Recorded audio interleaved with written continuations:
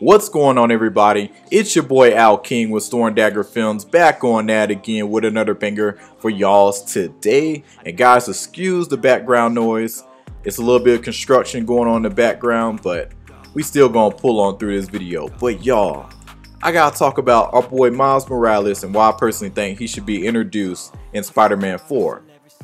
Now, why do I say this? Well, when you look at Spider-Man 4 and the development and a lot of speculations, a lot of rumors, the biggest one that stuck out to me is Tom Holland. He's supposed to die in Spider-Man 4. And there's also other speculations and rumors about, when he does die, he's supposed to get the Venom symbiote at the end at a cutscene. And then he's supposed to come back later on like Avengers Secret Wars, fighting with the symbiote suit. The symbiote suit revived him, similar to the video game Spider-Man 2.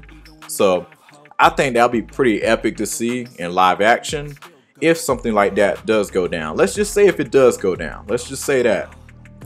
What other Spider-Man makes the most sense to pass over the mantle for something short term or even lead into his own live action movies?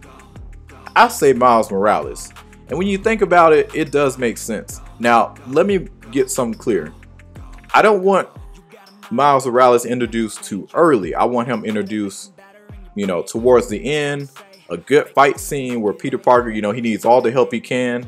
That's when I want him introduced as, Miles Morales Spider-Man. That's when I want to see him introduced. And then another thing too, when it comes down to Miles and why I think he should be introduced. See, look at Tom Holland's universe. Y'all know who got already introduced in the very first Spider-Man, Spider-Man Homecoming? We already got the Prowler introduced. And then on top of that, if you remember from Spider-Man, they go Spider-Man Across the Spider-Verse, you see the Prowler again in live action. But it was weird. It was cool how they did it. So yeah, the film is in like the whole film was pretty much animated, but you still got to see the Prowler. And a portion of him in all these different timelines in live action is that the Prowler in Tom Holland's universe. That's one of the things I do wonder. If that is true, know what that means. Miles is somewhere out there in Tom Holland's universe. And I think that'll be an epic way to introduce the character, with a good fight scene towards the end. And then he watched Peter die. And he helped stop the villain, but yeah, Peter dies in the process. And he's like, dang, man, like, he takes over pretty much. But at the same time, Peter survives and he gets that symbiote at the end of a cutscene. I think that'd be a splendid way to do this thing, my personal opinion. And then on top of that, let's talk about Spider-Gwen, because I think she'll be epic too on the sea. And like, let's just say if Miles Morales, he gets his own future Miles Morales Spider-Man movie, I think seeing Spider-Gwen being introduced from potentially another, we can say like another universe, but because guys, when they did the whole spell thing, and when Andrew Garfield and Tobey Maguire, all the villains and everything showed up from all these other universes, and then they all went back. Y'all don't think any of them could have got trapped in Tom Holland's universe?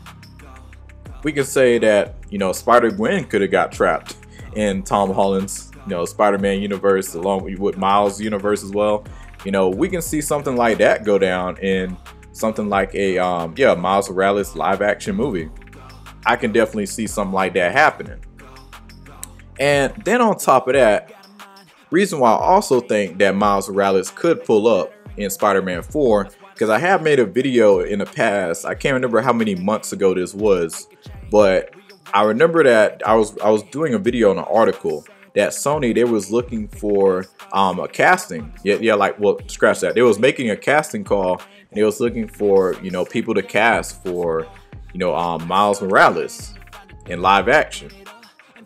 So if that's true, and they already did the casting for a new Miles Morales, and they introduced him in Spider-Man 4, that's gonna be pretty dang on epic. Like, I think that'll be the best, smartest thing to do, my personal opinion.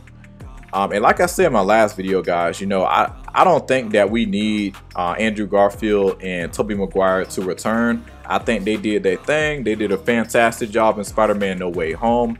But at that point, if you're going to bring back Andrew Garfield, Tobey Maguire, and who knows how many other Spider-Man, like, you might as well just call it a live-action Spider-Verse film. You just might as well. Just might as well call it that. But yeah, I don't think there is no need for him. I think just introducing Miles, a character that's definitely gained a lot of popularity, you know, over time.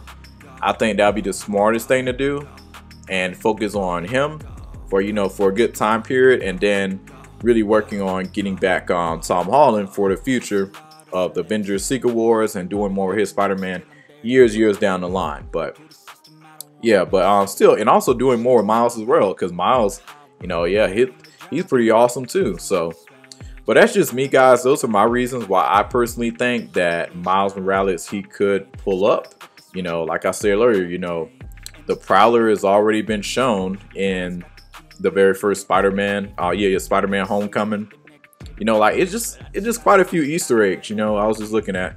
So yeah, like just really those reasons, and then also the casting. You know, that Sony apparently trying to, you know, cast for Miles Morales in live action. So it's just little things like that I'm paying attention to, and I'm wondering, is it going to build up and be inserted into Spider-Man 4? But that's really all I gotta say, guys. It's your boy Al King. Like and subscribe, share. I'll be catching you guys next video. Y'all have a good one.